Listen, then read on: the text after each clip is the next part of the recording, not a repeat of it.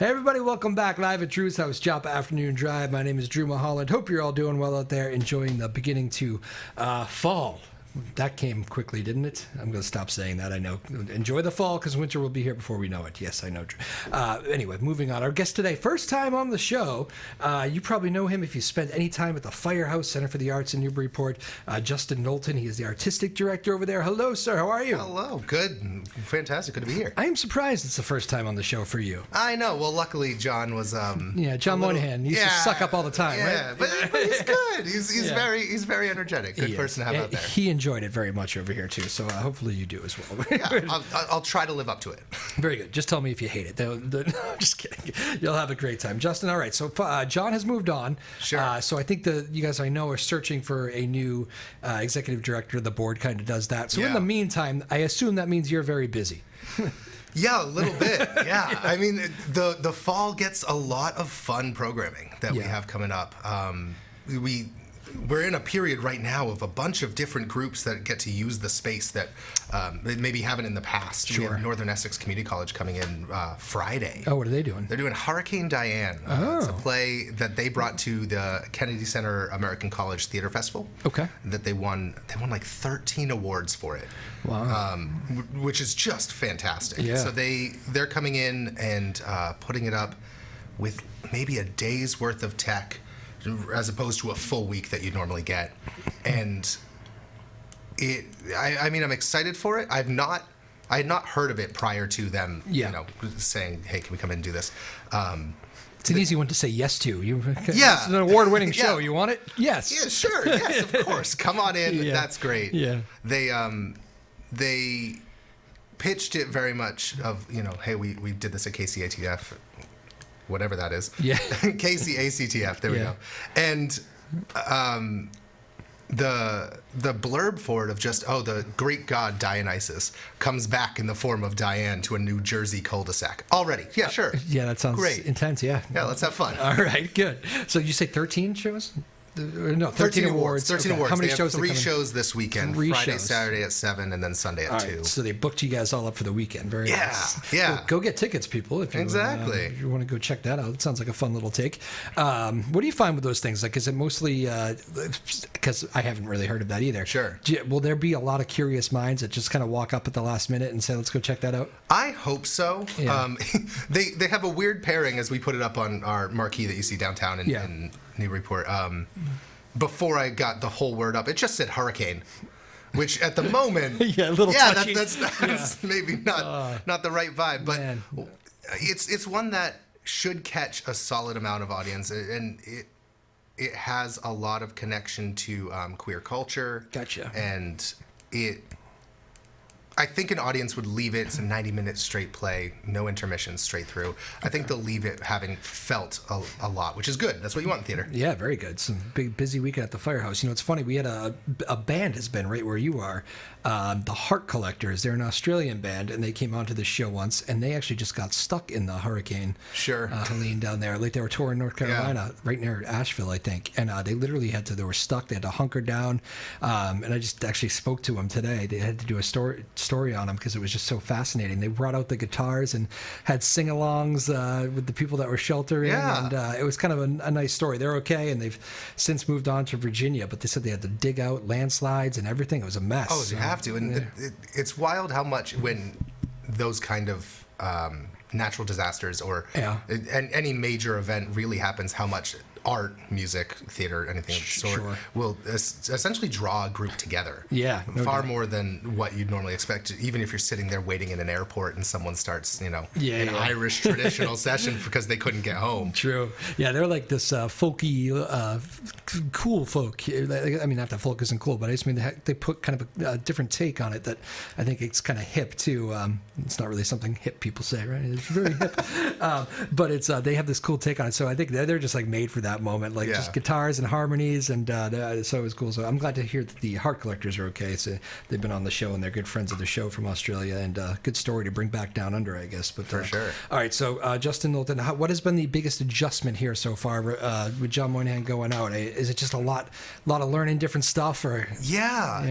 John, I mean, if anyone's from Newburyport, John Moynihan. Yeah. He did a lot. Whether you wanted to or not. Whether you wanted to, or of course you wanted to. I'm just kidding. He had his hands in so many different aspects of the live culture and arts world in Newburyport, and to carry that, and our staff is phenomenal. Between our education coordinator, our company manager, production, they're all taking pieces on and juggling it in ways that phenomenal, but not huge. I know a lot of you guys. It's not this massive stuff. No. It's. I think there's a discrepancy maybe between how people will always see the firehouse of like, oh, it's this big building doing these large shows, and it's easy to forget that like we're a small nonprofit. But, you know, the way we function is largely based off of donations from random audience members or funding from different sponsors, and that really funds the things we do for a very small portion of staff that puts it together. Yeah, no doubt. I mean, I see it myself. I see the people that hand out the tickets at the box office. Go up there and help you if you have an issue upstairs too. You know, it's which is great. You can name drop a little bit. Who is the staff right now? Just so our director of education as well as volunteer coordinator, Megan Blue and Little. Our company manager is Sarah Martin, formerly of Prescott Park. And then David D'Agostino is our production manager, also formerly of Prescott Park. Oddly enough, all kind of connections that John Moynihan had when he inevitably came from New Hampshire down. And that's it. In terms of full-time staff, that's the core that is keeping things going, and then the support of our board of directors that are kind of doing all the things that an executive director kind of has to cover in the meantime. Gotcha. Yeah, no, man, it's good. It's great. So you guys are taking on a lot. But do you see any changes? Because you just mentioned some people forget that you're a nonprofit because you guys have had monster shows in there. Yeah. I mean, you've had just over the last year, you had Judy Collins. You have one of my favorite, Martin Sexton. You have other bands that play fairly big places around Boston. I know Will Daly came in here. I'm just thinking about people. Not Raylan Baxter was just last month. Yeah, I actually missed that one. I was out of town, but I so wanted to do it. I was like, good going, Firehouse. Do you guys see, is that kind of the staple going forward for the Firehouse? Like just this mix of just big, small, whatever, or do you guys see changes at all? I'm hoping for maybe a slight change. I'm not against the large touring acts. A difficulty we run into in those large touring acts, oftentimes their contracts will have them staying away from within 30 miles of a venue they play nearby. And that when there's larger venues, say the Music Hall up in Portsmouth. That becomes an issue, right? They want to play a room that has a lot. We're a 191 seat venue. So inevitably, there's a smaller audience that they're going to get. We don't have standing room, so you're not going to get the big dancey acts. That being said, the Firehouse itself was originally, a community art space. And so there's a bit of a connection to bringing in those smaller community acts, those bands that are a little bit more local. You know, we have Soggy Po' Boys coming back again on November 1st. People love them. Exactly. And ones that just... It's a group that is from the area, still performs at an insanely high level. But when they look in the audience, they know the people that are there. And that is something I'm really connected to in our space, and having the arts that we bring in be very connected to the intimacy of the audience. That makes sense. I guess I'm not as entwined in the intricacies of that, but that's usually an artist contract that says 30 miles. You can't. I never realized that. There's a bit of a kind of non-compete. You guys must have great relationship with the Portsmouth and stuff, right? I mean, I'm not sure if you're best friends, but like whatever. It seems like everybody kind of gets along, and if anybody ever needed anything, they'd be there for each other. That's kind of the feeling I get. Like, you don't see them as like a competitor, do you? Or no, it's. There's no real way to view it in this kind of small artist community to be like, oh, we're gonna go up against everyone. That's just not it. You're just gonna be yourself and go, right? We oftentimes, when it comes to technicians that kind of work shows, whether it's sound folk, lighting, or everything else, we're all using the same people. No doubt. There's ones they'll just bounce around between 6 or 7 different theaters or performance venues, and that's just the best way to do it. How'd you fix that? Well, I went to John. Or Paul. Not John Moynihan. Too many Johns being mentioned today. You need. Oh, I'm missing this many microphones. Okay, cool. Call them. Makes it a little bit easier. It makes complete sense. Again, Justin Knowlton joining us. He's the artistic director over at the Firehouse Center for the Arts, the beautiful theater in Newburyport, and taking on many other jobs these days. As you guys got. So, how long do you think? I know everybody's asking you the question. I think, when do we get the new person? person in charge, and you're like, I don't know. That's kind of up in the air. It's very much our board of directors handling that search. They're very well qualified individuals, and there have been a lot of folks that have sent in applications for the same. I imagine it's a popular job, right? It is, and it's a very specific job. It's one that kind of is going to require someone with a lot of willingness to develop community connection. Yeah, you got to be out there. Yep, you got to be it there. And that's time consuming. Exactly. You know, you got to be here. I know John. I think John was coming over here once a month at one point. Oh, at least, yeah. And it felt like 7 times a month, but no, I'm just kidding. but he's gonna watch it. He's gonna watch it back. I know. I'm making a few comments, so I know that he hears them. But it's important though, because there was this show became a music show, and I took it over. Yeah. Or started it really when I came over here. And we had so much intertwined stuff. Just John or you or whoever was watching at the time would see an artist that that'd be a good fit over there. Yeah. I can't tell you how many times it'd be like that. And if I saw somebody over there on the marquee that you guys put up that I thought would be they're coming in next week. I'm gonna try to steal them before the show. Be a nice little tune-up. So, I mean, that's just community radio and community arts all tangled up into one mix. In this area, that kind of artistic endeavor has to happen with the full community. It can't just be isolated. Yeah, no doubt at all. And you mentioned the marquee, so you're the guy doing that now? Sure am. Good for you. We ran into one small problem in that I love John Moynihan. He's like 6'7". He's not. He's like 6'2". He's tall, I'm 5'10". So for a little while. Did he take the ladder too? No, the ladder's still there, but for a little while I couldn't reach the top. Jeez. Wow, that's was he able to just do it? Yeah, he's just very tall. It just made the difference, a couple inches. Damn. Wow. Yeah. The issues that you don't predict, right? Right? Yeah. How is that? I remember the first time he told me that. So that's like it's fascinating to think that what do you do? Beginning of the month, you just go up there and lay out the. It depends on how much programming we have in a given month. Yeah. Can't get too far ahead. Exactly. Or sometimes we have 4 or 5 different programs in 1 week, and then I have to fit all of that dense information. A lot of letters. So for a little bit, it was every week. Wow. Every Monday. Right now we have, I think, all the way through the beginning of November. So we have most of October set So up. if you're going on a weekly basis, how long does it take you to get the marquee ready for that week? Probably about 45 minutes. It's a little while. It's a good job. Yeah, it's just going up and down a ladder a lot, and trying not to fall. I know this sounds silly, but is that an annoying thing, or do you kind of like that job? I could see it going either way. It's somewhere in between.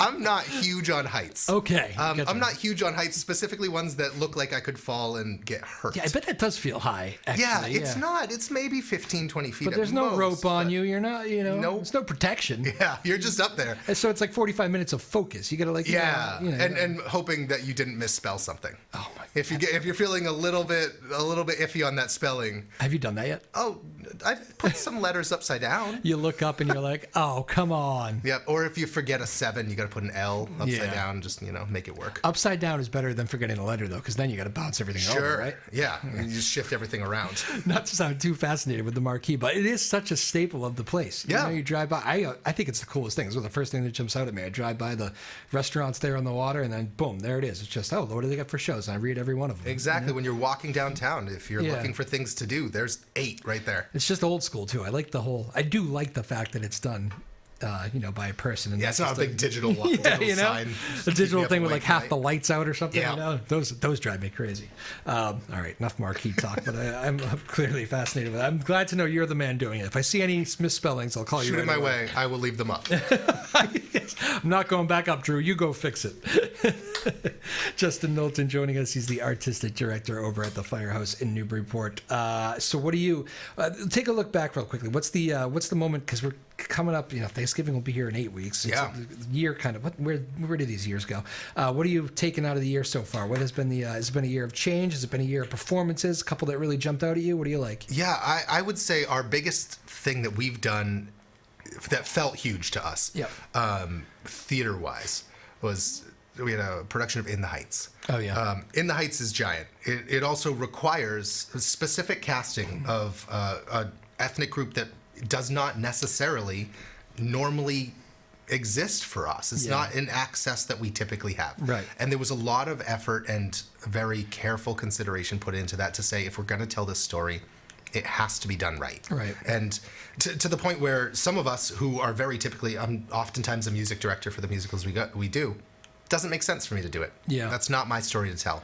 So we put a lot of careful decision making into the creative team, into the cast that was in it, and the show itself was nothing short of phenomenal. Yeah. I mean, it was loud and bright and big and exciting, and it told a story that oftentimes a lot of folks in our audience here in Newburyport might not get. Yeah. And it was a bold departure from some of the stuff we've done in the past. That must bring excitement through the place, though. Like that is just kind of cool. Like I mean, it's a chance in its own weird way. I mean, obviously, there's going to be parts of it that are successful, but just taking that chance and just, I mean, it might just completely hit. The community might completely love it and be open to just hearing about stories that aren't necessarily what you see walking around the streets. And that's like kind of the electric part of a theater, right? When you're taking a shot on something, this is something new. Let's see how it works out. Yeah, it was a piece that we got to talk to the cast about of it as well, of some of the beauty in theater. Some people go to theater just to feel happy, or some people go to feel emotion, whatever it is.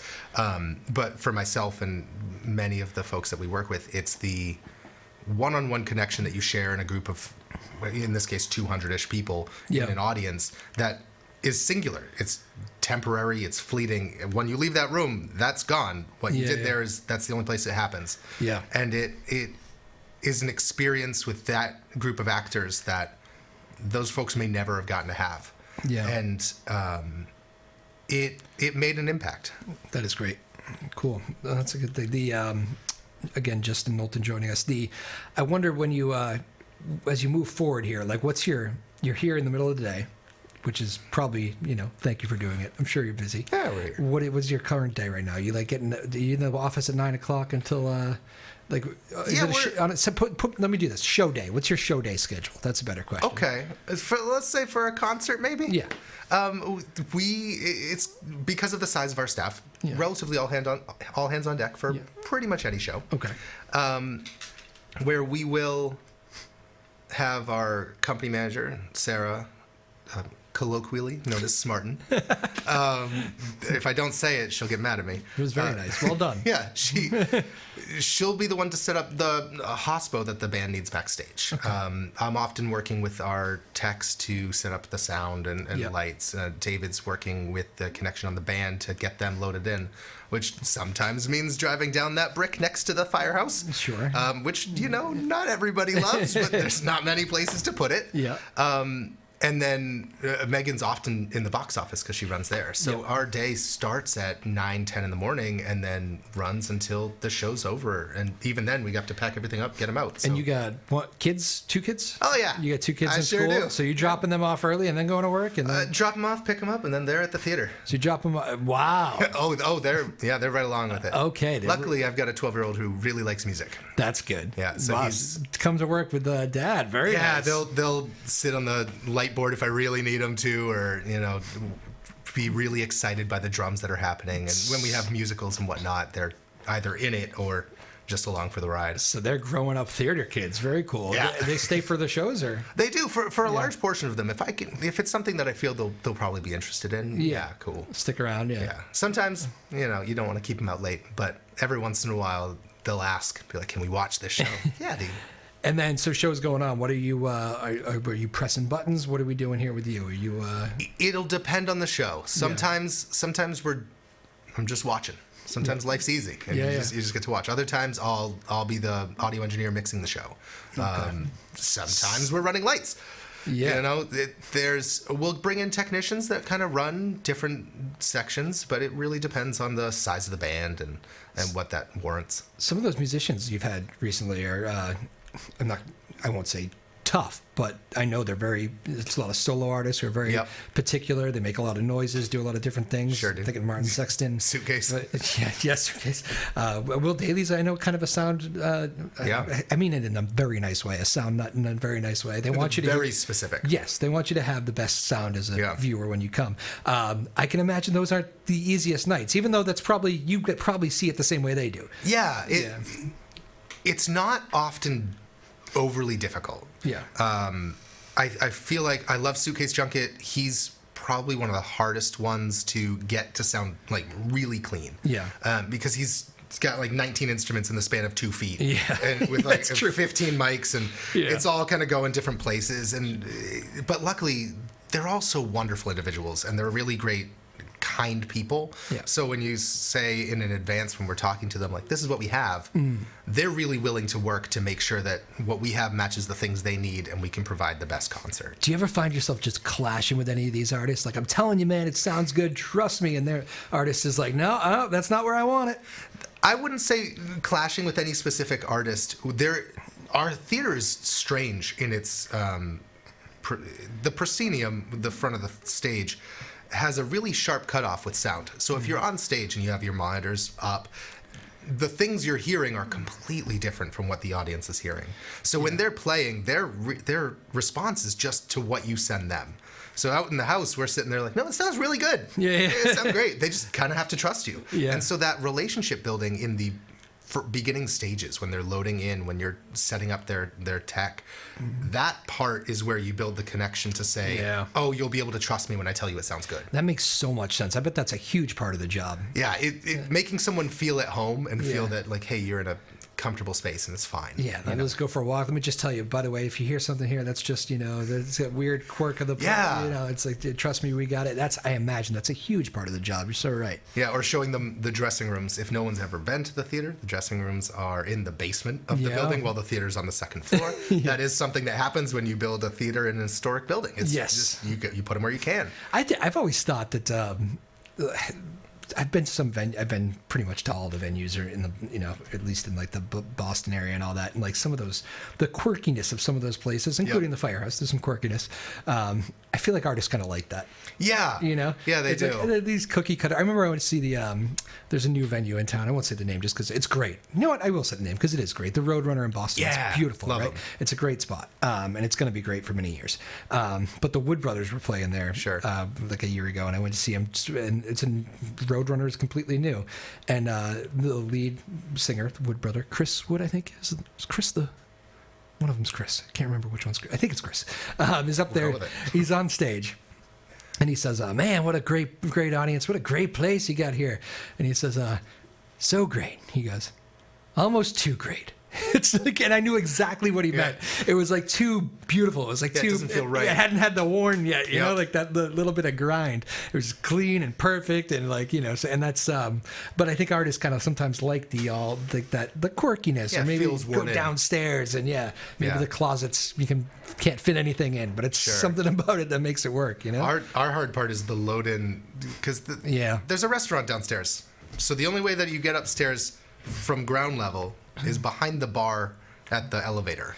That's if you're bringing a bunch of gear in. So the sea level, they're fantastic. They're very used to it. Yep. But the poor patrons, when we walk by with like a drum set, just, hey, enjoy your drink. Thank you. Great martini. We're just going to go upstairs, I guess. Yeah. Or, accidentally sending an artist. So just take the elevator downstairs and they go back to the kitchen. Like, that's maybe not, a little bit lower. That has happened a few times, hasn't it? Yes. Yeah. That is funny. Yeah, it is. There must be another important relationship, right? Because you guys are very connected with the sea level. I mean, literally sharing doors of, Yeah, and we've had the opportunity to do a few events down in sea level before as well, which has been really unique, especially during the kind of winter, slower months you see in Newburyport. Having the option to say, well, okay, we'll do a concert down in the restaurant that includes dinner. Sure. We did a couple Sondheim cabarets down there. Oh, nice. And it was something that's pretty well attended, and it kind of benefits everybody in that. I didn't even know you did that. It's interesting. And I imagine, like, if you're an adult going to an adult concert or whatever, not an adult concert, but you're not going to the Wiggles. Yeah, it's not going to. But if you're going to go somewhere, I mean, I imagine 70% of that crowd, if they're going to do dinner beforehand, is probably going to go to sea level. Yeah, I don't know. Maybe there's plenty of other places in Newburyport, but just it's underneath. It's just literally there, Yeah. So that's a good partnership today. Have they been there for? I'm trying to remember. They've been here, I think, the whole time I've had this show, Sea Level. Probably, I believe they came in just before COVID.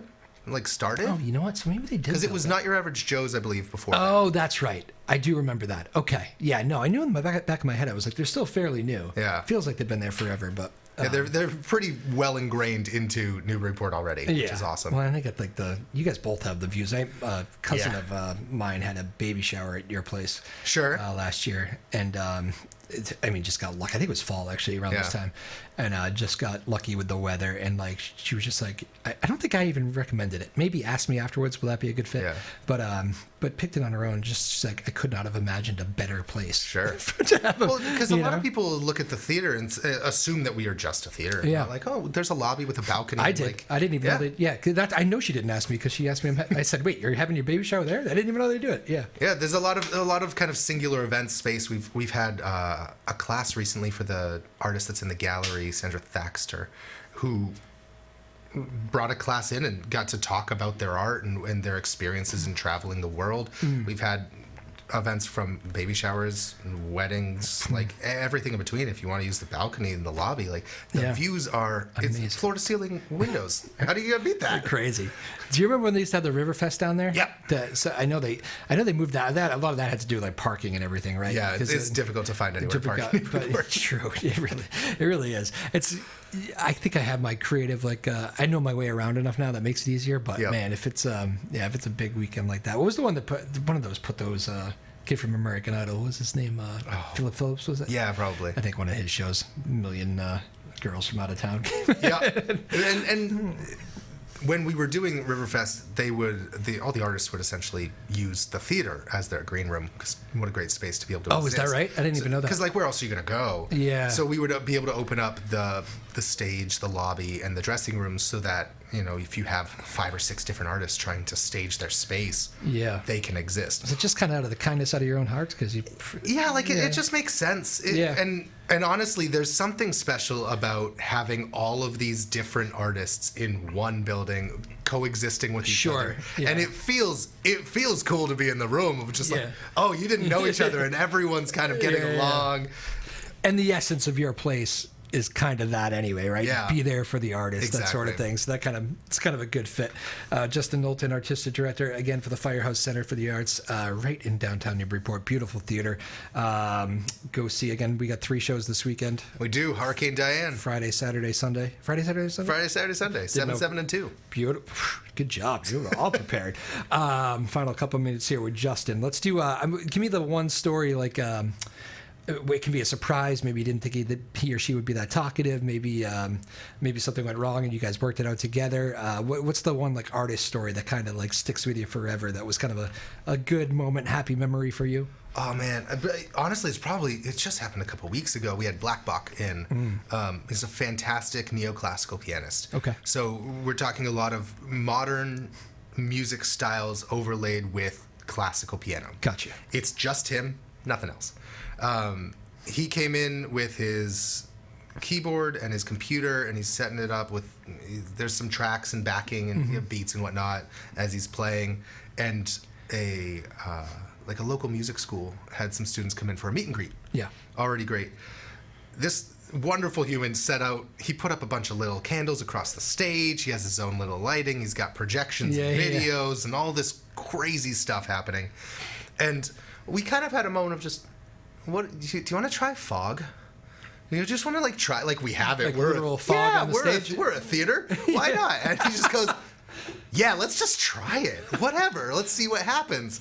Which is entertaining for us because if it's an easy thing for us to do, like we're a theater, that's already built in. We already have it. That's awesome. It's not overly difficult. And it made some moments when he would have this recording of a poem play with all in black or all in dark, so we're fully blacked out, and you're just seeing candles across the stage. They're like the electric candles, and little like sparkly fairy lights. Sure. Nothing else. And it's during that moment that we're like, great, fill with fog. Trust you to do it too? Yeah, we didn't talk about when. Yeah.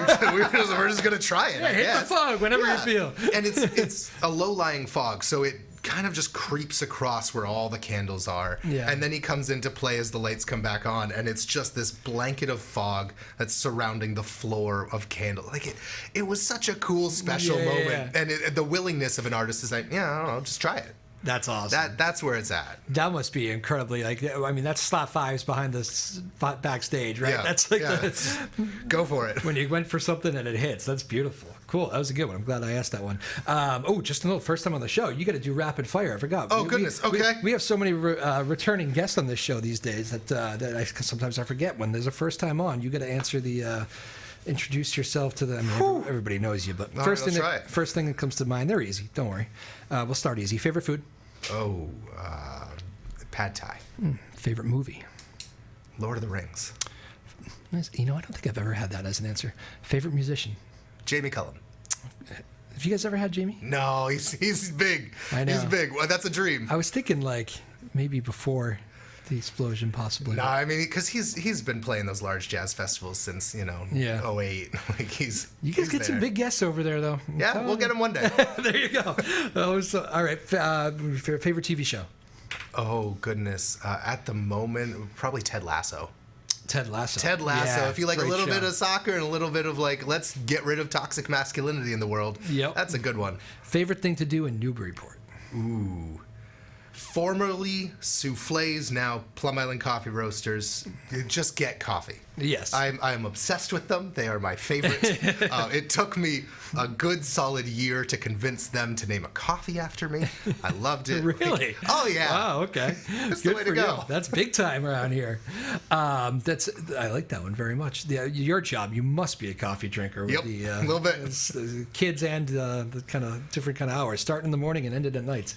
Lastly, what is the best? A lot of like high schoolers think this. A lot of middle schoolers listening, kind of Sure. they tune into the show a lot. What's the best professional advice you ever received?